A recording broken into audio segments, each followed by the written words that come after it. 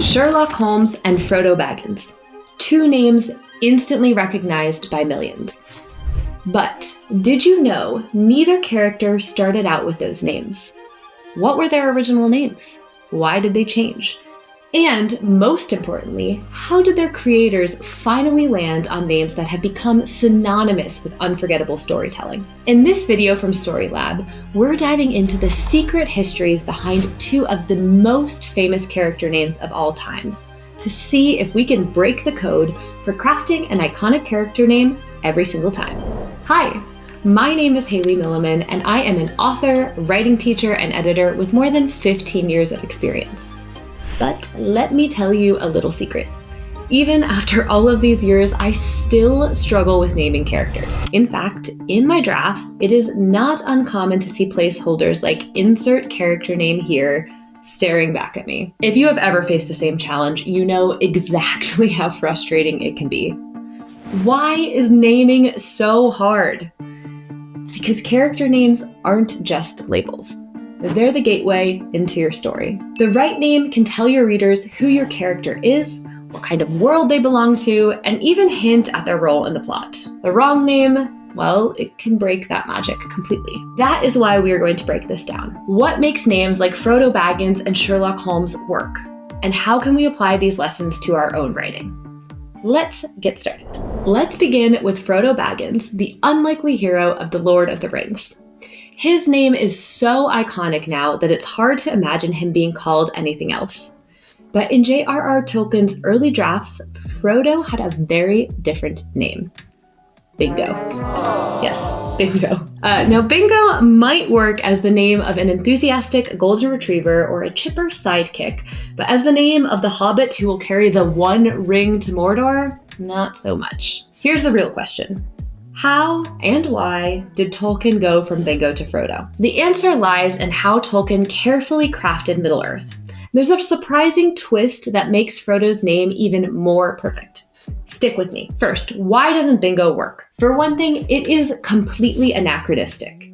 Tolkien went to great lengths to craft a fantasy world with its own languages, histories, and cultures.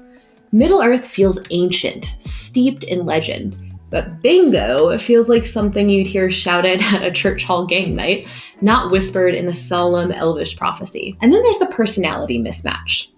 Frodo is quiet, thoughtful, and brave in a really understated way. Bingo has an upbeat, almost cartoonish quality that doesn't really align with Frodo's character arc or the serious weight of his journey. Tolkien eventually landed on Frodo, and it works brilliantly for a few reasons. First, the name Frodo feels rooted in Middle-earth. Tolkien was a professor of philology, which is the study of languages, and he based Frodo's name on the Old English word Froda, meaning wise or learned. That fits Frodo perfectly. He's not a warrior or a wizard, but his wisdom and perseverance are what make him a hero. Second, Frodo is simple and memorable. It's short, it's easy to say, and it's distinctive. And there's no confusion which character we're talking about. The final secret is that Frodo has a gentle, humble sound to it, compared to Aragorn, which has a commanding, regal tone, or Sauron, which just sounds sinister. Frodo's name matches his unassuming nature as an ordinary hobbit drawn into an extraordinary quest. The takeaway? A great character name doesn't just sound cool. It aligns with your world, reflects your character's essence, and is easy for readers to remember. Now, let's talk about Sherlock Holmes and Dr. John Watson. These names are so iconic, they practically leap off the page. But believe it or not, Arthur Conan Doyle did not start with those names. In his early drafts, Sherlock was named Sherrinford Holmes, and John Watson, he was Ormond Sacker. So why did Doyle change them? The answer isn't just about making the names shorter or catchier. It's about creating a dynamic that sets the tone for their partnership. There's a fascinating reason why Sherlock and Watson's names work so well together, and we'll get to that soon. First, let's start with Sherrinford Holmes. Sherrinford definitely has a Victorian flair, which fits the world Conan Doyle was building. But there's a problem. It is a mouthful. It's complex, it's hard to say quickly, and it's even harder to remember. Sherrinford feels like the kind of name you'd find in a genealogy chart, not the title of a series about the world's most famous detective. By changing the name to Sherlock, Doyle streamlined the name and made it unforgettable. Sherlock is still distinctive, it is not a common name, but it's shorter, snappier, and easier to stick in your brain. Plus, the sharpness of the sh and the lock sound mirrors Sherlock's precision and intellect. His name itself cuts through the noise, just like he does when solving a case. Now let's talk about Ormond Sacker, the name Doyle first gave to Watson. Ormond Sacker sounds eccentric. It's the kind of name you'd give to a villain or a quirky aristocrat, not the grounded, reliable narrator we know and love. Watson is the everyman. He's approachable, relatable, and a little bit reserved. Ormond Sacker says none of those things. When Doyle changed the name to John Watson, everything clicked into place. John is one of the most common names in the English language, instantly making him feel familiar and trustworthy. And Watson is straightforward and strong.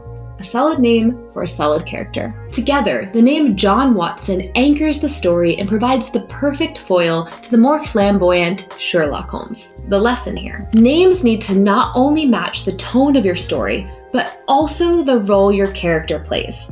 Holmes and Watson's names work because they strike the perfect balance.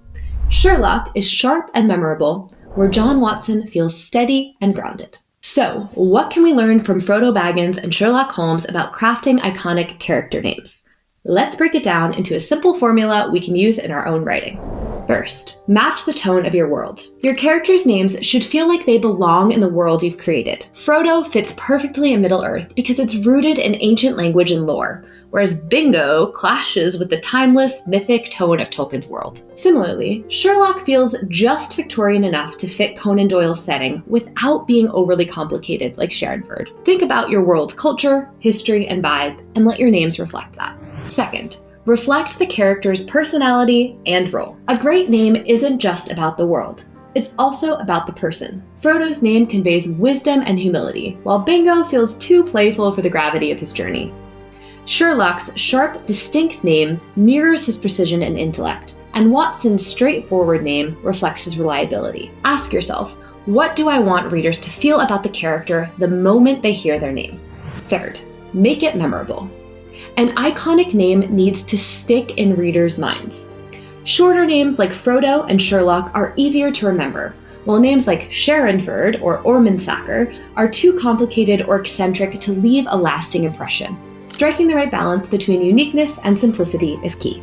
Fourth, consider the sound and feel. Names are not just words, they're sounds, and sounds evoke emotions. Frodo has a soft, gentle sound, matching his humble nature, while Sherlock has a sharp, commanding tone that grabs attention. Even Watson's solid, grounded name just feels dependable. Read your character names out loud and ask yourself, does this sound align with what this character represents? Okay, let's put this framework into action and create a character name together for a fantasy story. Here's our scenario. Our character is a young herbalist living in a mist-shrouded village surrounded by ancient forests. She's wise beyond her years, with a knack for unraveling secrets hidden in the natural world. Over the course of the story, she discovers her connection to an ancient line of protectors sworn to guard a mystical artifact.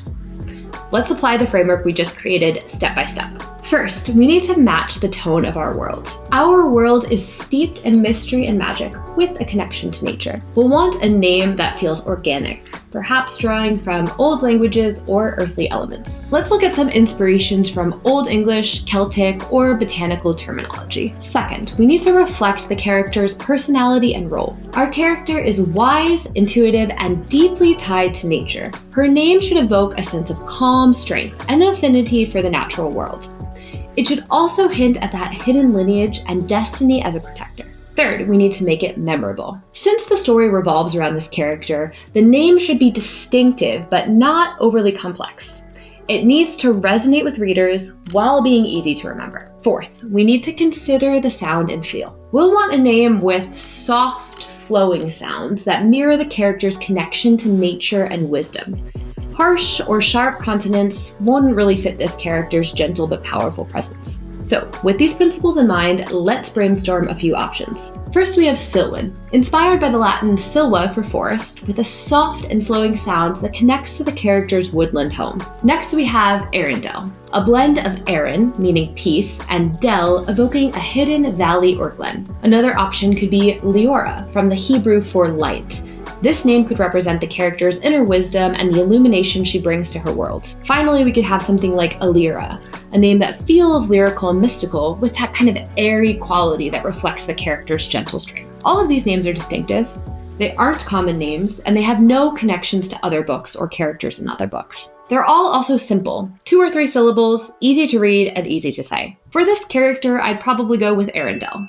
The name is unique. It ties the character to the peace of her natural surroundings while hinting at her hidden strength and mystical heritage.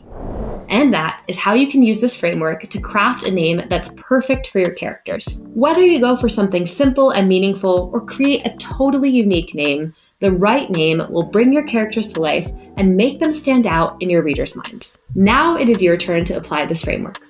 Tell me in the comments, what are you writing? What character names have you come up with or are you considering? I can't wait to see what you create. Thank you for watching, and be sure to like and subscribe for more storytelling insights from Storylab.